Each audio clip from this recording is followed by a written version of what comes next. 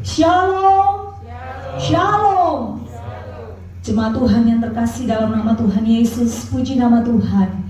Kalau pagi hari ini kita bersama-sama hadir dalam ruang ibadah GSI Alpha Omega Palmerah, dan juga saya menyapa jemaat Tuhan yang beribadah secara online. Mari bawa hati kita di hadapan Tuhan.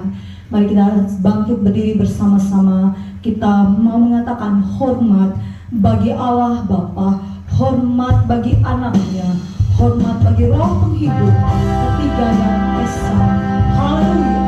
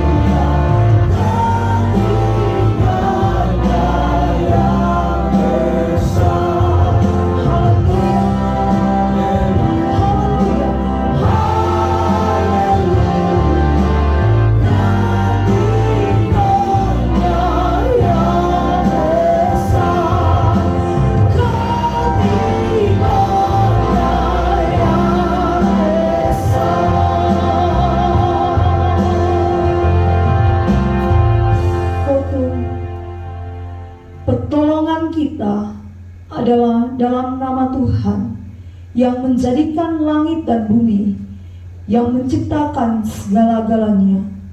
Salam, kasih karunia, rahmat dan damai sejahtera dari Allah Bapa, Tuhan Yesus menyertai engkau sekalian. Amin. Kita akan masuk di dalam nats pembimbing, dan saya persilakan jemaat Tuhan untuk duduk kembali. Nats pembimbing pada pagi hari ini terambil dalam Yohanes pasal 15 ayat yang ke-9 sampai ayat yang ke-10. Demikian firman Tuhan. Seperti Bapa telah mengasihi aku, demikianlah juga aku telah mengasihi kamu. Tinggallah di dalam kasihku itu. Jikalau kamu menuruti perintahku, kamu akan tinggal di dalam kasihku, seperti aku menuruti perintah Bapakku dan tinggal di dalam kasih-Nya. Kita akan menyambut nats firman Tuhan ini dengan pujian musim selalu berganti, Tuhan selalu menolongku.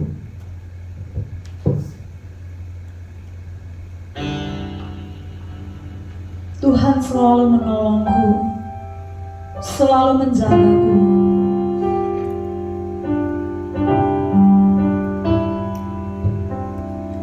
Musim akan selalu berganti,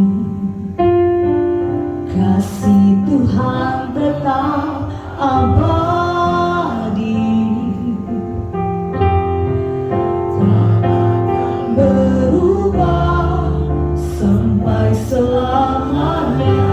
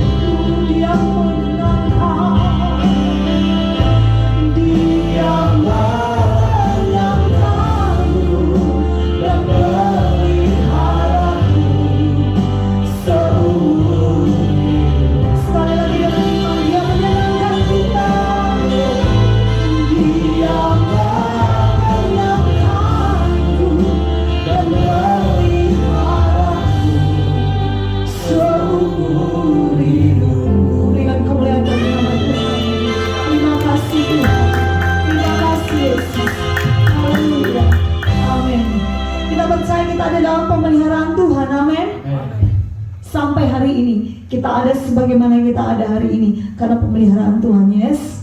Karena Israel dan jemaat Tuhan bangkit berdiri. Kita mau katakan di hadapan kemegahan-Mu, aku mau mengatakan Engkau baik, keselamatan dan selamanya baik. Haleluya.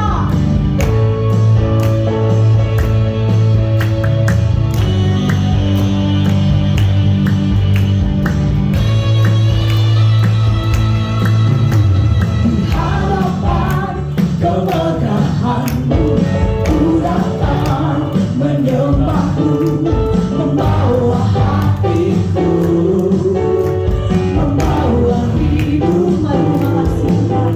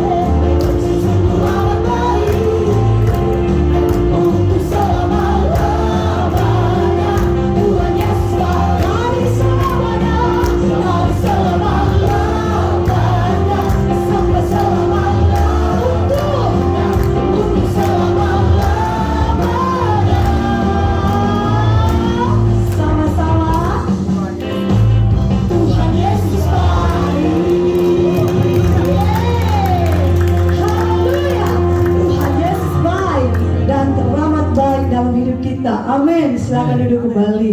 Tetap dalam hadirat Tuhan.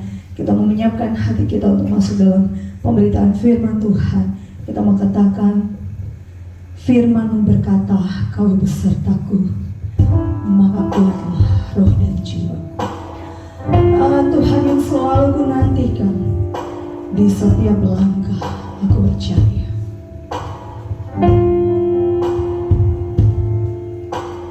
Firman-Mu berkata, Kau besertaku, maka kuat roh dan jiwaku. Tangan-Mu Tuhan selalu ku nantikan, di setiap langkah ku percaya. Firman-Mu berkata, Kau besertaku, maka kuat roh dan jiwaku. Tangan-Mu Tuhan selalu ku nantikan, di setiap langkah ku percaya. Dengan sayang-Mu ku akan terbang tinggi di tengah badai hidup. Ku tak menyerah, Kau kekuatan dan perlindungan bagiku. Pertolongan-Mu di tempat mahal ini. Ku mengangkat tangan-Mu, aku berserah. Kau ku nantikan, Kau yang ku sembah. Dengan sayang-Mu ku akan terbang di tengah badai hidup. Kau tak menyerah, dan kekuatan dan perlindungan bagiku. Pertolongan-Mu di tempat mahal ini. Ku mengangkat tangan-Mu, aku berserah. Kau ku nantikan, Kau yang ku sembah. Kau ku nantikan, Kau ku nantikan, Kau yang ku sembah. Kau ku nantikan, Kau yang ku sembah. Yesusku, Rajaku.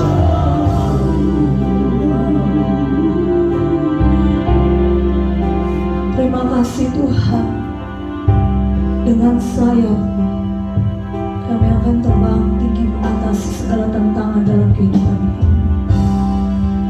Kami sudah mengalami kasih, kami sudah menerima kasih, dan kami tahu kasih dan pengorbanan-Mu yang membuat kami kuat,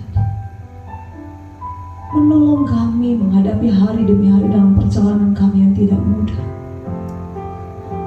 Tetapi kami tahu berpegang pada salib-Mu kami kuat Tuhan. Dan pagi hari ini kami mau datang membaca dan merenungkan firman Tuhan. Berbicara bagi kami lagi kebenaran firman-Mu, sehingga ketika kami membaca merenungkan bagian firman Tuhan ini, firman-Mu tidak berlalu sia-sia dari pendengaran kami, tetapi tersimpan dalam hati kami Tuhan, menjadi rema dalam kehidupan kami. Apapun tantangan yang kami hadapi di depannya, mungkin lebih lagi dari yang saat ini kami hadapi, kami tidak akan pernah goncang dan kami tidak pernah goyah, karena kami selalu mengingat pengorbanan-Mu yang tulus bagi kami. Terpujilah nama Tuhan. Dalam nama Yesus kami bersyukur dan berdoa. Haleluya. Amin. Puji nama Tuhan. Shalom. Sudah lama sekali, berapa bulan saya tidak jalan-jalan ke Palmera. Maksudnya GSI, Alfa Omega Palmera. Berapa kali Mam hubungi saya, tapi memang pas jadwalnya kurang pas, dan puji Tuhan untuk bulan ini tanggal 30 dari bulan lalu Mam udah WA khususkan. Jadi dikhususkan, ya puji nama Tuhan. Dan dari pujian penyembahan sekarang kita masuk dalam bagian firman Tuhan ini, dan saya dikasih tema yang luar biasa sama Ibu Gembala yang tercinta, pengorbanan yang tulus. Saya akan mengajak Bapak Ibu Saudara kita merenungkan bersama ayat yang sudah biasa sekali dan sudah sering sekali kita dengar, tapi saya rindu kita baca kembali karena bicara tentang pengorbanan. Intinya ada di ayat ini, Yohanes 3 ayat 16. Kemudian kita juga nahan di situ. Kemudian Yohanes 15 ayat 13, boleh kita buka. Yohanes 3 ayat 16. Saya akan membaca bagian firman Tuhan ini buat Bapak Ibu Saudara. Karena begitu besar kasih Allah akan dunia ini, sehingga Ia telah mengaruniakan anaknya yang tunggal, supaya setiap orang yang percaya kepadanya tidak binasa, melainkan beroleh hidup yang kekal. Bersama-sama Yohanes pasal yang ke-15 ayat yang ke-13. 1, 2, 3 kita baca bersama-sama. Tidak ada kasih yang lebih besar daripada kasih seorang yang memberikan nyawanya untuk sahabat-sahabatnya. Sekali lagi saya akan membaca buat kita semua. Tidak ada kasih yang lebih besar daripada kasih seorang yang memberikan nyawanya untuk sahabat-sahabatnya. Bapak Ibu Saudara, apa itu pengorbanan? Pengorbanan adalah tindakan merelakan sesuatu yang berharga bagi kita, yang bagi kita itu sangat penting, sangat berharga banget. Tapi kita korbankan untuk siapa? Untuk orang yang kita kasihi, untuk orang yang kita cintai. Itu pengorbanan, dan pengorbanan itu tidak mungkin ada tanpa kasih.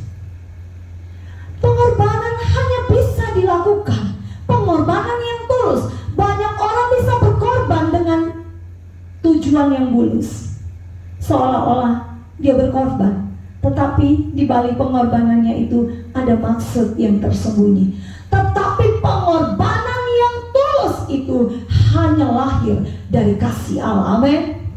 Dan hari ini kita belajar bersama-sama beberapa hari yang lalu, tanggal 7, tanggal 9, kita bersama-sama merayakan bagaimana kematian Tuhan Yesus dan bagaimana kebangkitan Tuhan Yesus. Yesus mengorbankan semua, bukan satu, semua yang berharga dalam hidupnya, bahkan nyawanya sendiri dia tidak sayangkan demi menyelamatkan kita manusia yang berdosa. Dalam hal ini ada, paling tidak saya menemukan tiga pengorbanan Yesus bagi manusia. Saya merangkumnya dalam 3 hal. Yang pertama, dia meninggalkan tahtanya yang di surga, raja di atas segala raja. Seorang raja disuruh turun tahta aja bisa perang. Banyak perang di Indonesia itu terjadi, perang saudara itu terjadi untuk perebutan tahta. Kalau ini raja di atas segala raja, dia relakan dirinya. Di dalam 1 Yohanes pasal 1 ayat 2 dan ayat yang 9, ayat 1, 2 dan 9 dikatakan bahwa dia yang adalah firman, yang sejak awal bersama-sama dengan Allah, tetapi dia datang ke dalam dunia untuk apa? Menyelamatkan kita. Tugas misi utamanya adalah untuk menyelamatkan kita. Saya bilang tadi bahwa seorang anak raja saja disambut luar biasa kalau kelahirannya. Tetapi raja, segala raja itu hanya kandang yang indah yang bisa sambut dia. Hanya palungan yang kotor yang bisa sambut dia. Yesus merendahkan dirinya, mengosongkan dirinya, meninggalkan tahta demi kita. Dia yang kaya, yang kedua, dia yang kaya. Rasul Paulus menuliskan dalam kitabnya bahwa dia yang kaya rela jadi miskin. Ia yang oleh karena kamu, oleh karena kita menjadi miskin, rela menjadi miskin, sekalipun ia kaya, supaya kamu kaya oleh kemiskinan. Dia yang kaya, yang punya segala sesuatu, yang menciptakan segala sesuatu, yang hanya dengan firman-Nya segalanya jadi. Dia mengosongkan dirinya menjadi miskin. Bahkan Yesus katakan bahwa hanya tempat membaringkan kepalanya saja dia nggak punya. Tapi kita sekarang, adakah yang tidur di lantai? Ada yang tidur di bawah pohon? Kita tidur di tempat tidur yang nyaman. Di dalamnya ada kipas angin. Tambah lagi AC kalau kita punya dana lebih. Gak bisa di Jakarta ini kalau di ruangan kamar kita gak ada tempat, gak ada kipas angin atau AC, panas. Gimana kita bayangkan Yesus jalan kaki? Yesus jalan kaki dari kota ke kota memberitakan Injil. Tapi itu pengorbanan yang dilakukan karena cinta, karena kasihnya yang besar atas manusia. Dia yang kaya rela jadi miskin, membatasi dirinya. Kalau dia mau terbang aja langsung diterbang, bisa gak? Bisa. Gak perlu jalan kaki sama murid-murid yang 12 itu. Capek, aus. Pernah kan Tuhan mengutuk pohon ara karena pas dia lagi kelaparan? Pohon aranya gak berbuah. Dia memberi perumpamaan di situ. Dia mengajarkan sesuatu pengajaran di situ. Saya nggak bahas ke situ karena saya batasi di sini. Nanti melebar kemana-mana. Saya batasi pembahasan kita di sini. Tapi saya mau katakan bahwa Yesus sampai kemana-mana pelayanannya lebih banyak jalannya untuk tidur aja, untuk istirahat saja tempat tidurnya. Bahkan dia sering berdoa di mana?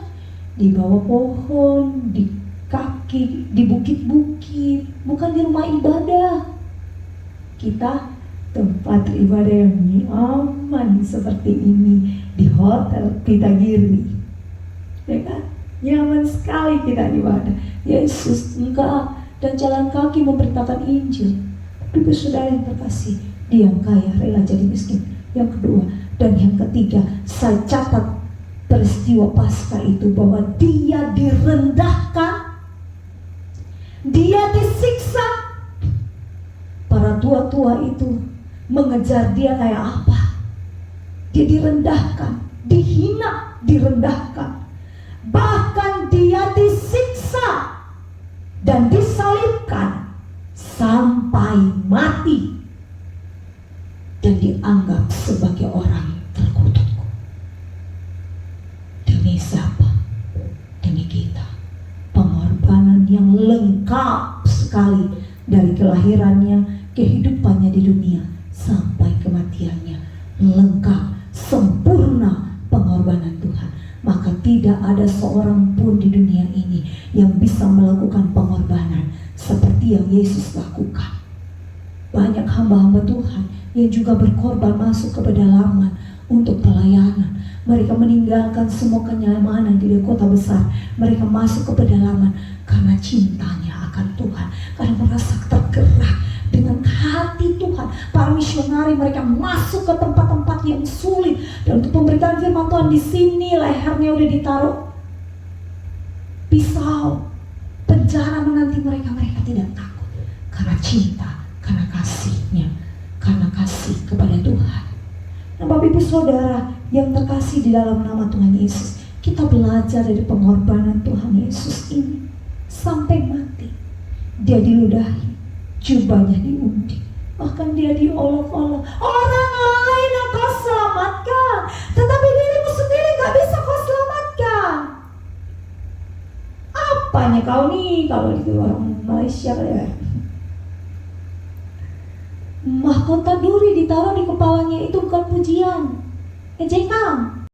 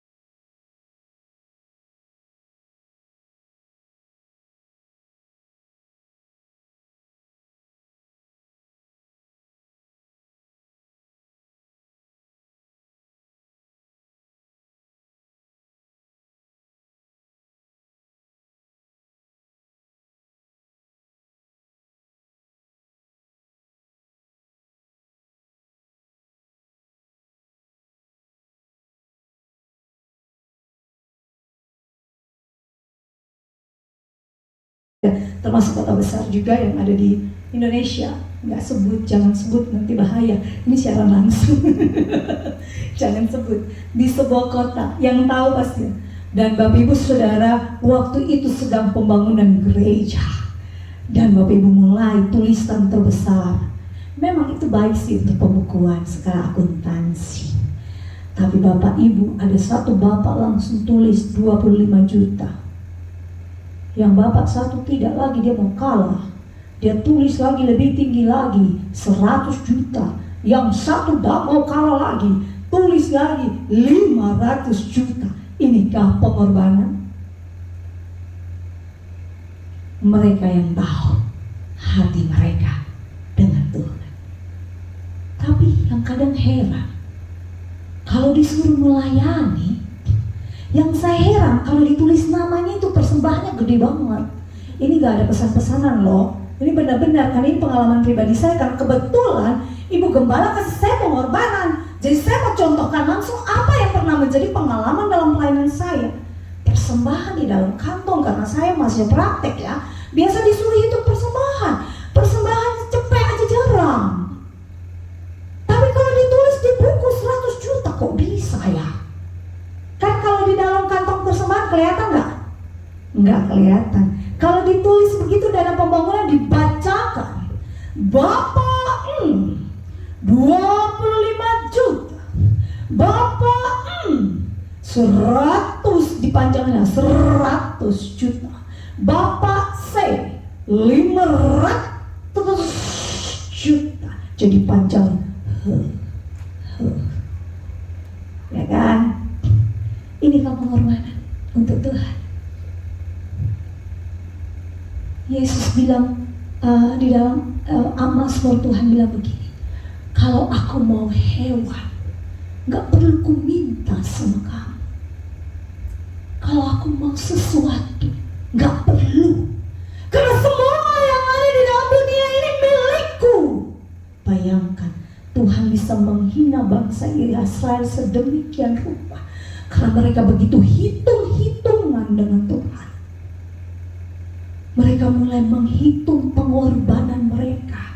Mereka berpikir bahwa Allah bisa disogok dengan persembahan mereka yang banyak. Allah bisa disogok dengan pemberian mereka tanpa hati mereka yang total diserahkan sama Tuhan. Gak bisa. Masalahnya pengorbanan tanpa kasih itu sama dengan gong yang gemerincing, gak ada artinya.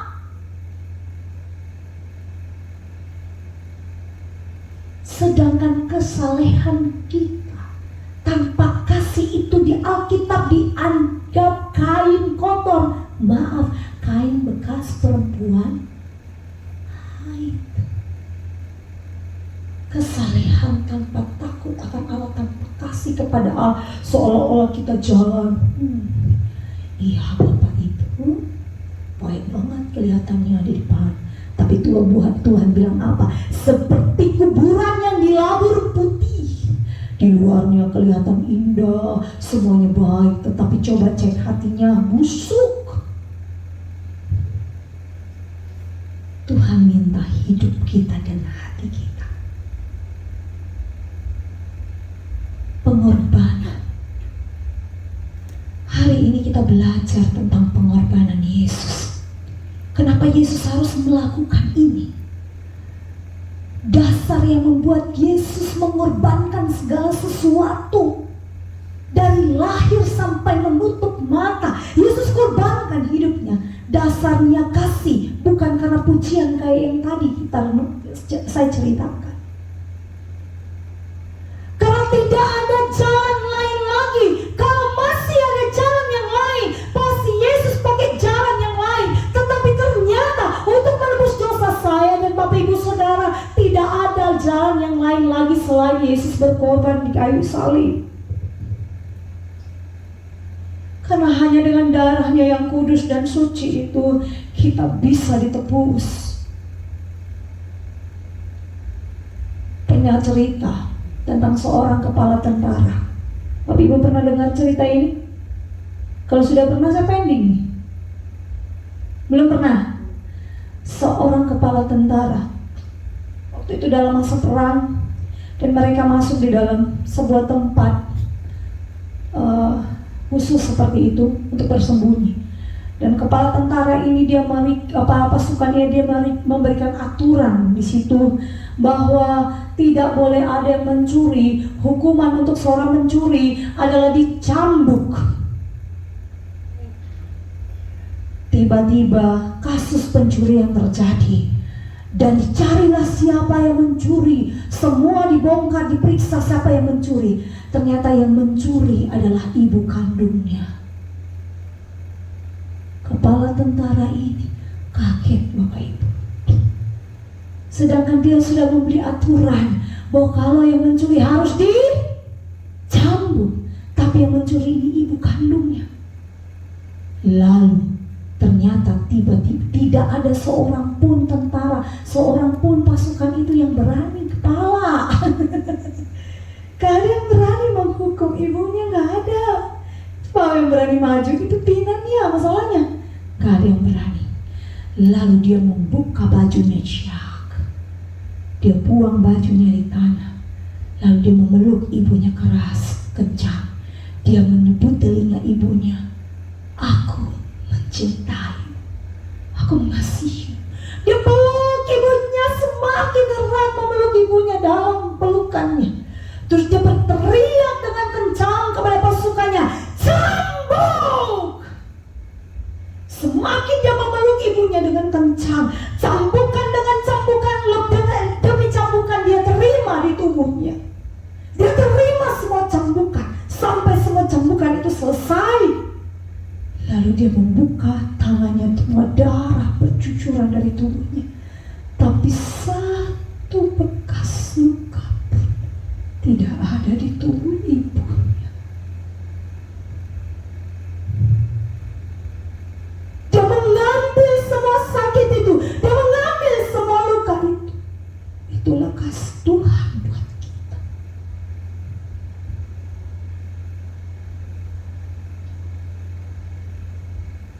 Yesus tahu kita gak akan sanggup menerima cambukan itu. Yesus tahu kita tidak akan sanggup menjalani jalan salib itu. Yesus tahu kita tidak akan sanggup menerima digantung sampai mati. Yesus mengambil itu untuk kita.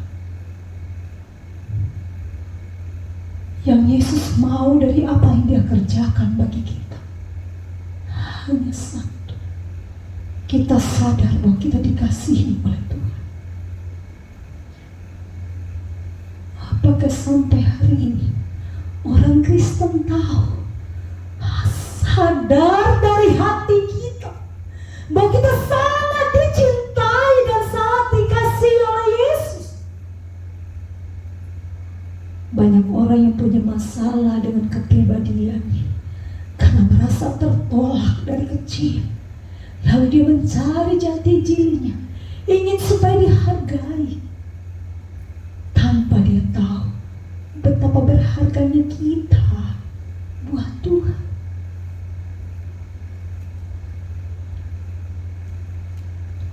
Yesus mau pengorbanan kalau yang kita lakukan buat Dia harus lahir dari cinta juga, harus lahir dari kesadaran kita yang paling dalam, dari hati yang paling dalam akan kasih dan pengorbanan Tuhan. Yesus mau supaya respek dan hormat kita kepada Allah bukan lahir karena ya kita orang Kristen dari lahir, tapi respek kita, penghormatan kita kepada Allah lahir dari cinta, lahir dari rasa kasih yang kita rasakan karena pengorbanan Tuhan bagi kita. Kita mengasihi Tuhan bukan karena kita yang mau mengasihi Tuhan, tapi lebih dahulu Dia sudah mengasihi kita yang gak layak ini. Kita yang bukan siapa-siapa, kita yang gak ada apa-apanya, Dia sudah mengasihi kita lebih dahulu, jauh lebih dahulu dari kita menyadari akan kasih Tuhan bagi kita. Hari ini saya mau ajak kita semua, mari renungkan cinta Tuhan ini. Karena pengorbanan yang tulus hanya lahir dari kesadaran bahwa kita dicintai oleh Tuhan. Tidak akan mungkin ada pengorbanan yang tulus tanpa kesadaran bahwa kita dicintai oleh Tuhan. Maka respon kita sebagai orang yang dicintai sama Tuhan, yang dikasihi oleh Tuhan, kalau kita sadar kita dikasihi oleh Tuhan, saya yakin bahwa 1 jam pun, sedetik pun dalam hidup kita, kalau Tuhan minta, kita gak akan pernah hitungan dalam dengan Tuhan. Bahkan semua yang kita punya pun kita kasih sama Tuhan, gak bisa balas semua yang Tuhan berikan dalam hidup kita. Coba kita renungkan hidup kita dari waktu kita kecil sampai sekarang. Apakah Tuhan pernah lalai dengan janjinya dalam hidup kita? Tapi kita, kesetiaan kita sama Tuhan itu, hitungannya ampun, kita pilek doang, kita gak datang gereja Bapak Ibu. Gak nyindir tapi nusuk. Gak di sini, maksudnya di luar. Kalau di sini jemaat Tuhan kelihatannya rajin-rajin semua. Aduh, gak bisa, saya ada acara keluarga, family time. Bapak Ibu kan bisa atur waktu family time-nya setelah ibadah dong. Ibadah cuma 1,5 jam, paling lama 2 jam. Kita bisa bilang kita akan mengasihi Tuhan. Kalau kita nyanyi itu semua air keluar dari tubuh kita, mata kita, hidung kita semua berair. Oh Tuhan, pakailah hidupku selagi aku masih kuat. Benar. Ini jam berapa nih? Latihan sampai jam berapa? Hitungan sudah.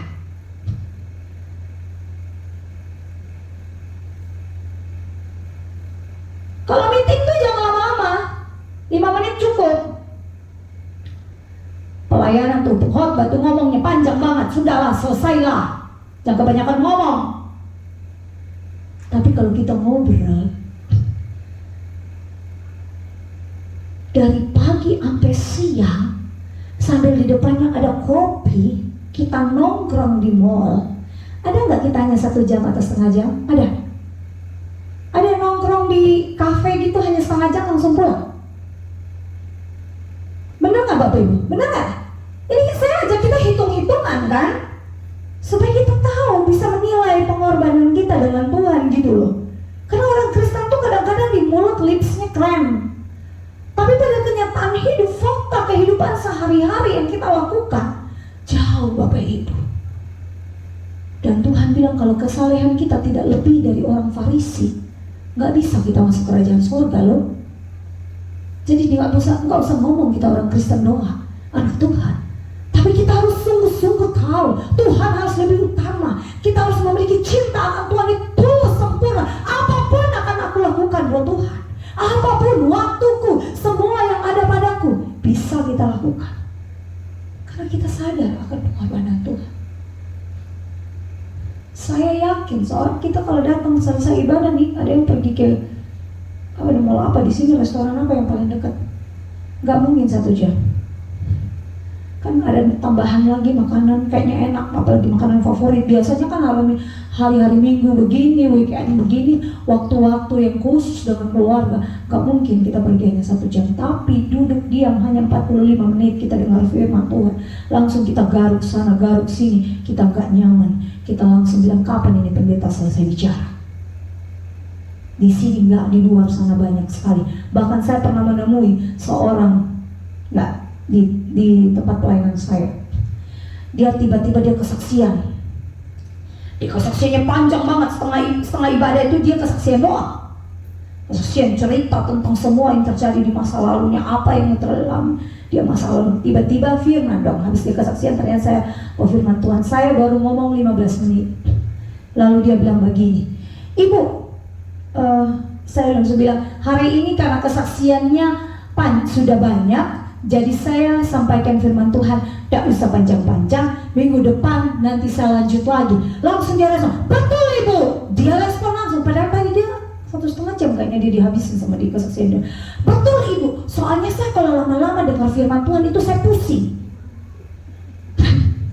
Mau saya tangking dia waktu itu, jangan nanti kerasukan di situ lagi. Saya pusing, saya dengerin dia. Oh gitu ya Pak, kenapa bisa pusing? Pokoknya kalau saya itu dengar firman Tuhan lama-lama, saya pusing, saya sakit kepala. Lalu setelah itu saya maksud kolektor, terus doa syafaat selesai.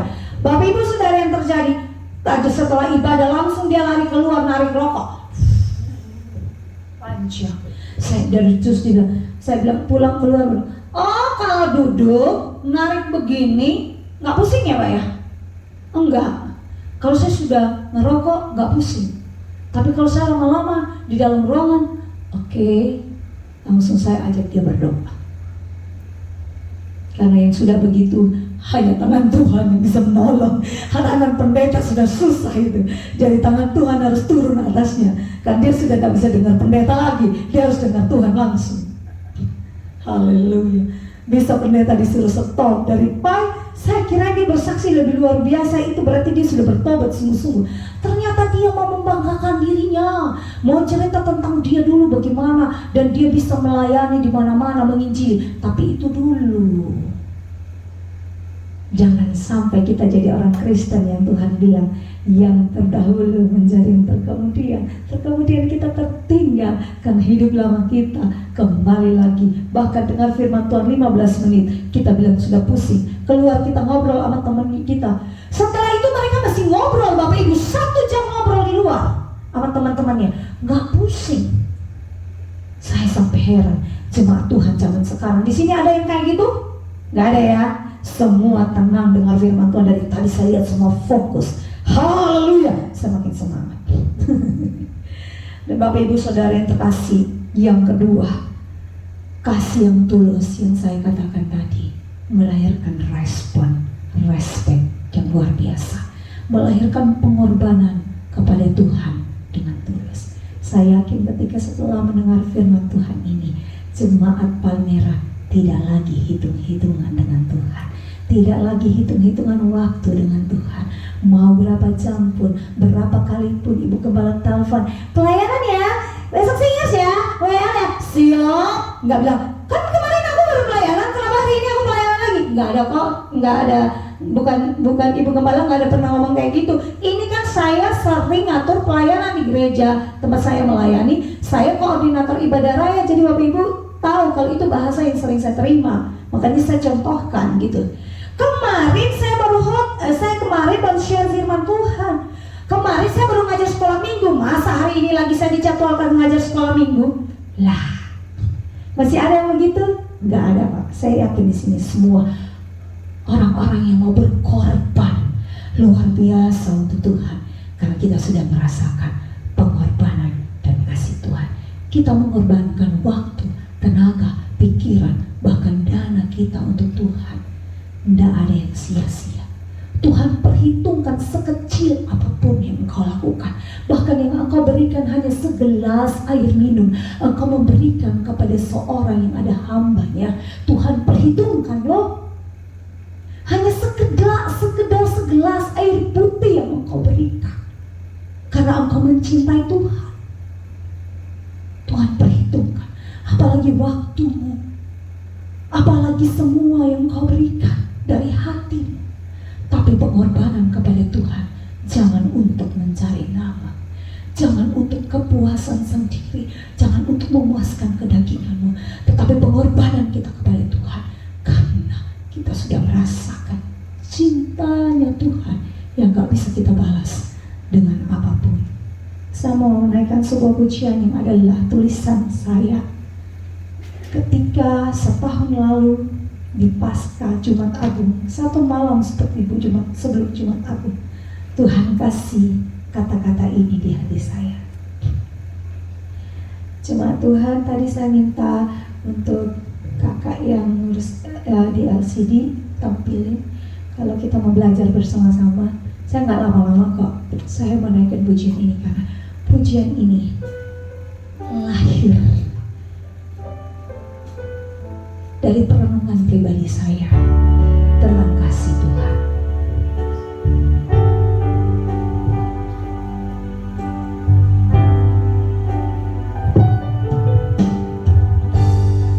Harusnya ku yang dicambuk,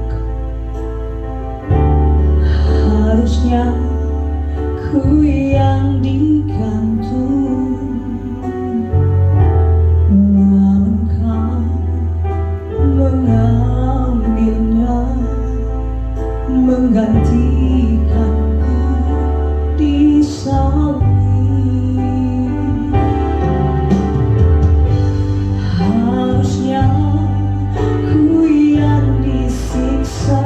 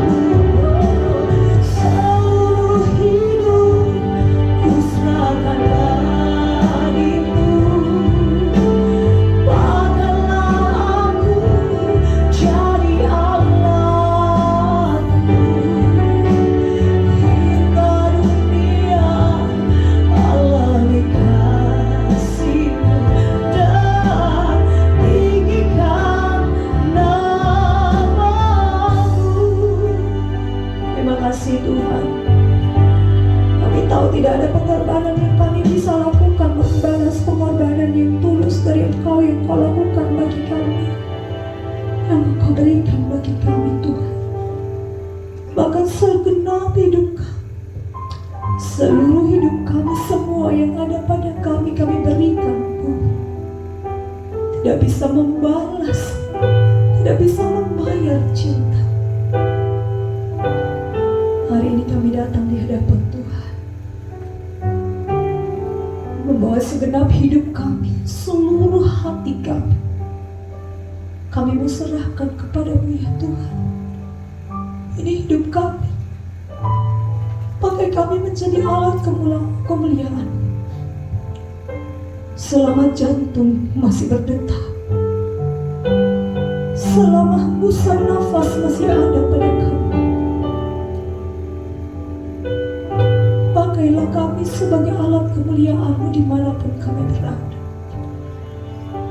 Baik di lingkungan rumah kami, kepada anak istri kami, kepada suami kami bisa menjadi berkat dan alat kemuliaan Tuhan dan nama Tuhan ditinggikan.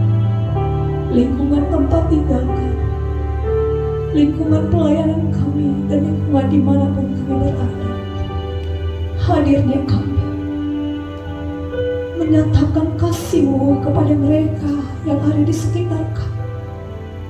Mereka merasakan kasih dan kemuliaan melalui kehadiran kami. Pakai kami Tuhan, ini hidup kami. Kami buka hati kami menerima Engkau sebagai Tuhan dan Juru Selamat kami. Dan kami mau Tuhan, seluruh hidup kami, seumur hidup kami, semua yang ada pada kami, kekuatan kami, kekayaan kami, apapun yang ada pada kami, semua kami serahkan di kaki-Mu untuk kemuliaan nama-Mu. Pujilah nama Tuhan dalam nama Yesus. Haleluya, haleluya. Amin. Waktu saya serahkan kepenuhnya kepada Ibu Gembala. Ya, kita akan masuk dalam persembahan.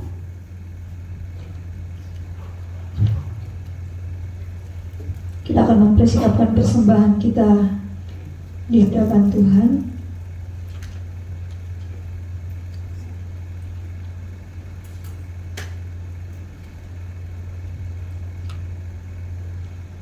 Kita akan memuji Tuhan dengan pujian yang sudah disiapkan sambil kantung persembahan dijalankan. Mari kita berdoa bersama-sama. Bapa di surga, kami bersyukur bersama Tuhan. Kami sudah mendengarkan firman Tuhan yang luar biasa melawat kami. Dan hari ini Tuhan, kami memberi hidup kami kepada Tuhan. Dan apa yang Tuhan percayakan dalam hidup kami, mulai pekerjaan dan usaha kami mau mengembalikannya untuk kemuliaan nama Tuhan. Berkati persembahan yang kami berikan, dan berkati hamba-hamba Tuhan yang mengelola persembahan ini, sehingga persembahan dikelola untuk kemuliaan nama Tuhan. Terpujilah nama Tuhan. Haleluya, amin. Kita memuji Tuhan. Jangan lelah bekerja di ladangnya Tuhan, sambil kantong persembahan dijalankan. Haleluya.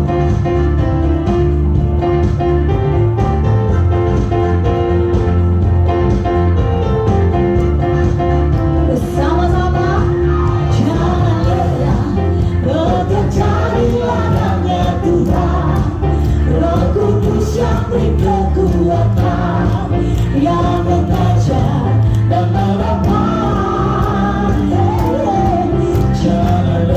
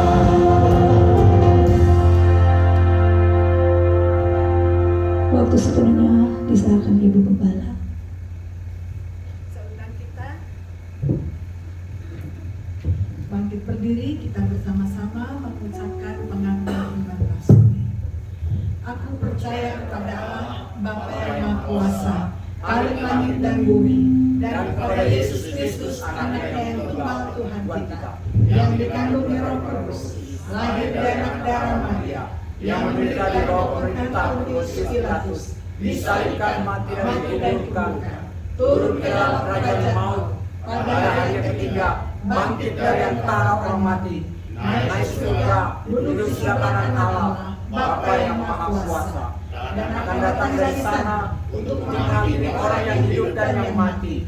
Aku percaya kudus, gereja yang kudus dan aman, persekutuan orang kudus, pengampunan dosa, kebangkitan orang mati, dan hidup yang kekal. Amin. Silakan duduk, kita akan masuk di dalam doa syafaat. Kita akan mendoakan jemaat kita yang sedang mengalami sakit, masalah, ya. Doakan bangsa negara kita juga menghadapi pemilu supaya semuanya berjalan dengan baik. Mari kita berdoa. Bapa dalam surga, sungguh kami mengucap syukur karena pertolongan Tuhan senantiasa tepat pada waktunya. Dan secara khusus pada hari ini, kami menyerahkan untuk setiap jemaat Tuhan yang sedang mengalami masalah, baik itu sakit penyakit, biarlah Tuhan Yesus menjamah. Yang sedang mengalami persoalan keluarga, Tuhan juga menolong. Kami menyerahkan jemaat Tuhan, baik yang dalam ruangan ini maupun yang di rumah mengikuti ibadah online. Tuhan memberkati, menguatkan, meneguhkan apapun yang sedang dihadapi. Kami percaya Tuhan berikan kekuatan, jalan keluar dan pertolongan Tuhan tepat pada waktunya. Terima kasih Bapa dalam surga, kami menyerahkan bangsa negara kami dalam tangan Tuhan. Teristimewa pada tahun 2024 menghadapi pesta demokrasi, pemilu dan presiden dan seluruh jajarannya. Tuhan, kami berdoa, menyerahkan biarlah pemilu berjalan dengan damai, aman dengan pertolongan Tuhan.